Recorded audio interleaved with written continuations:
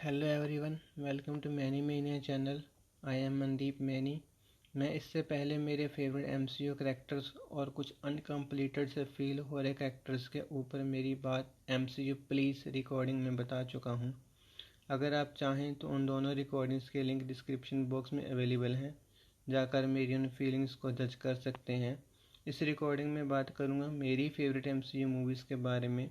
पहले ही क्लियर कर दूं कि मैंने मार्वल्स कॉमिक्स रीड नहीं की है और इस रिकॉर्डिंग में शामिल मूवीज़ में मैंने मेरी पसंद के मुताबिक मूवीज़ को इंक्लूड किया है, ना कि किसी भी तरह की रेटिंग्स या बॉक्स ऑफिस कलेक्शंस देख के।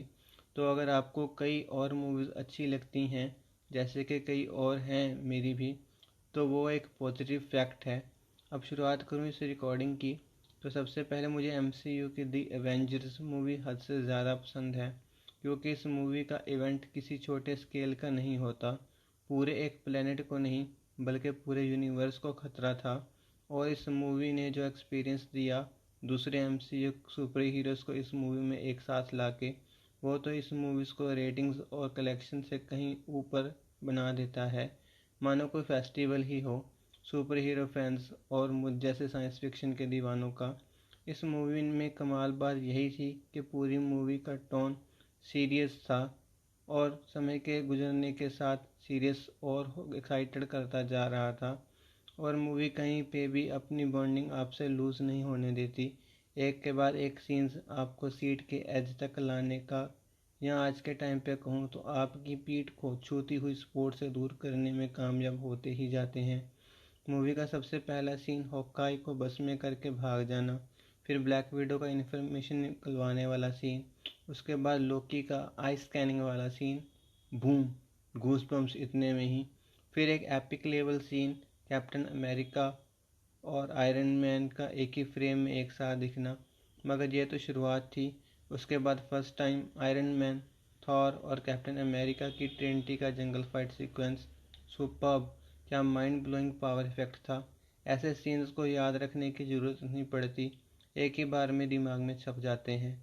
फिर कुछ समय डायलॉग बाजी के बाद चला फाइट सीक्वेंस, जिसने एंड तक ख़त्म होने का नाम ही नहीं लिया, और कहीं पे भी किसी ने नहीं कहा होगा कि अब ये ज़्यादा हो गया, जब तक हल्क ने लोकी को स्टार्क टावर पे पटक नहीं दिया।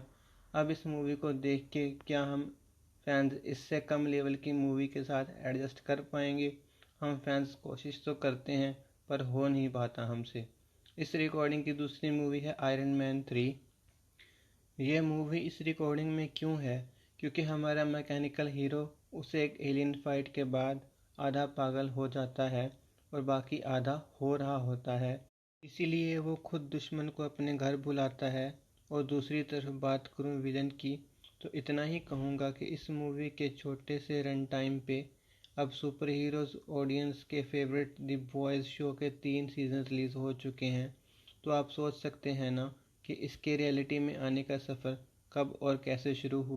नेक्स्ट मूवी पे जाने से पहले बात इस मूवी की एंडिंग की ना करूं तो क्या ही ओपिनियन दूंगा फ्यूचर में, क्योंकि इस मूवी की एंडिंग इतनी धमाकेदार थी कि मेरी नज़रें दिवाली को भूल रही थी। इतने पावरफुल विलन जो इंसानियत और टेक्नोलॉजी को कंट्रोल या ख़त्म कर सकता था, को हराने के लिए हमारा हीरो गजब का फैसला लेता है। सच में दिवाली की रात का ऐसा नज़ारा पहली बार स्क्रीन पे देखा था मैंने। अब जो तीसरी मूवी है इस रिकॉर्डिंग में, वो हो सकता है कई व्यूवर्स को सही ना लगे और बहुत से फैंस कहेंगे कि इससे तो वो एमसीयू की मूवी अच्छी थी।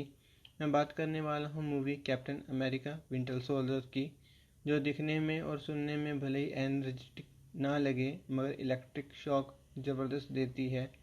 मूवी में सबसे पहले ही वाव सीन है, सैम विल्सन की एंट्री और कैप्टन अमेरिका की रनिंग। उफ, क्या मीटिंग थी दोनों की। फिर शिप सीन के बाद शील्ड की रियलिटी, यहाँ कहूँ कि हाइड्रा की रियलिटी।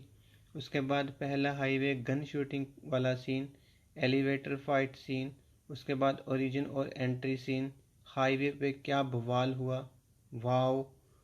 फिर से कोई करके दिखाए तो मानूं, क्या एक्शन था, क्या हैंड टू हैंड सीक्वेंस था उनका। और फिर एंडिंग, भले ही इसकी एंडिंग में कुछ ज़्यादा स्पेशल नहीं था, पर दाव पे करोड़ों लोगों की जान थी, सुपर हीरोज़ की भी, और उससे भी ज़्यादा एक दोस्त के भटक चुके दोस्त के लिए इमोशंस थे जो बहुत थे मुझ जैसे को इंसानियत याद दिलाने के लिए। मूवी की एंडिंग के साथ हमें पता चल चुका था कि एमसीयू में एक नया सोल्जर एंट्री कर चुका है। नेक्स्ट मूवी की डिटेल में मैं ज़्यादा नहीं जाऊंगा, क्योंकि मैं मानता हूं कि इसे देखने से जो मज़ा और माहौल बनता है वो इसका जिक्र करने से भी बन जाता है, और एक एमसीयू फ़ैन उसमें डूब के बिना गोते खाए नहीं रह पाता। मैं बात कर रहा हूँ एमसीयू के तीसरे ग्रेट इवेंट की, मूवी एवेंजर्स इन्फिनिटी वॉर की। बस इसके बारे में इतना ही, क्योंकि इसका नाम लेने से ही हल्क की थैनोस के हाथों से पिटाई याद आने लगती है, और फिर फ्लैशबैक की ट्रेन पूरी मूवी का सफ़र करना शुरू करती है और आखिरी प्लेटफॉर्म पे पहुंच के ही रुकती है जहां आयरन मैन की चुटकी बजती है।